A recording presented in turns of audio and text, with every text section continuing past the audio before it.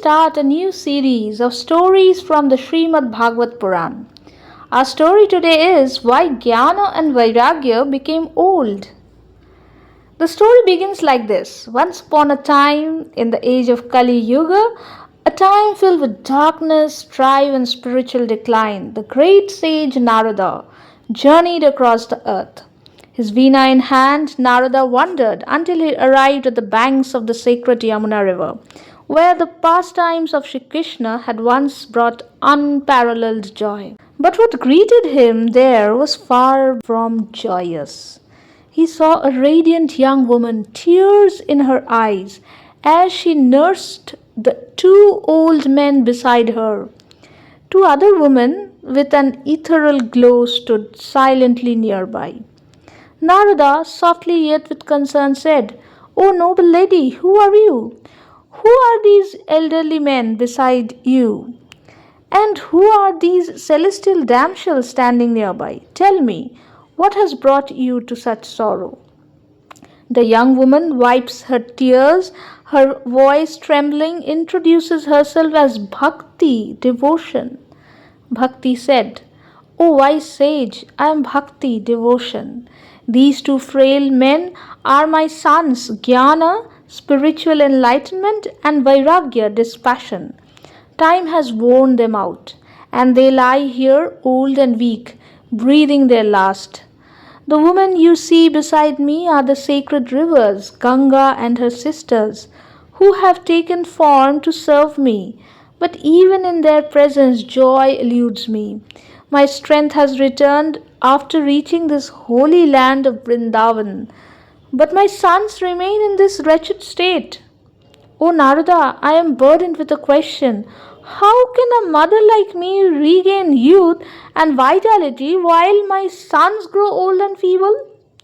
Now the contemplative Narada looks at the distressed Bhakti and her lifeless sons. His voice carried both wisdom and empathy. Narada said, "O Bhakti, your plight is a reflection of the times. This is Kali Yuga, the age where righteousness dwindles and spiritual truths are buried under ignorance. Your youth has been restored by the grace of Vrindavan, a land so sacred that it can revive even the faintest spark of devotion. But alas, your sons, Jnana and Vairagya, have been neglected in this age. Their strength has withered under the weight of false doctrines and distractions. Worry not, O noble one, I will find a way to revive them." Narada closes his eyes. His veena resting on his lap, he begins chanting ancient hymns, reciting verses from the Vedas, Upanishads, and the Gita. The air trembles with the power of his devotion. But despite his efforts, Jnana and Vairagya stirred only faintly.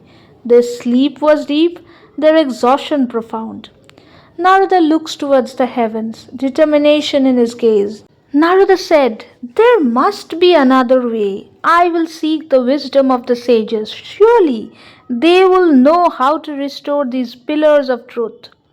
Narada ascends the mountains of Badrika Ashrama, where he encounters the Kumaras, the eternally youthful sages. Kumaras said, "O Narada, the remedy lies in the sacred Bhagavad Puran.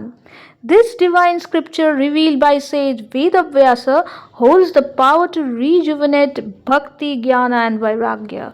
Through its chanting, the strength of all three will be restored and the suffering caused by the age of Kali will diminish." Narada returns to Bhakti with the Bhagavad Puran in his hand. He begins its recitation, and as the verses flow, a miraculous transformation takes place. The divine words of the Bhagavata resonated through the air. Jnana and Vairagya, once frail and lifeless, began to stir. Their breathing steadied, their strength returned, and their youthful vigor was restored. Bhakti smiled, tears of gratitude streaming down her face. Narada, Bhakti, Jnana and Vairagya stood together with a renewed force of devotion, enlightenment and dispassion, ready to inspire the world. In the darkest of times, the light of truth never fades. The sacred Bhagavad Puran is a beacon guiding us back to the essence of bhakti, jnana, and vairagya. Even in Kali Yuga, the path of liberation remains open if only we choose to walk it. Discover the wisdom of Bhagavad Puran, where devotion meets enlightenment and detachment. Hare Krishna.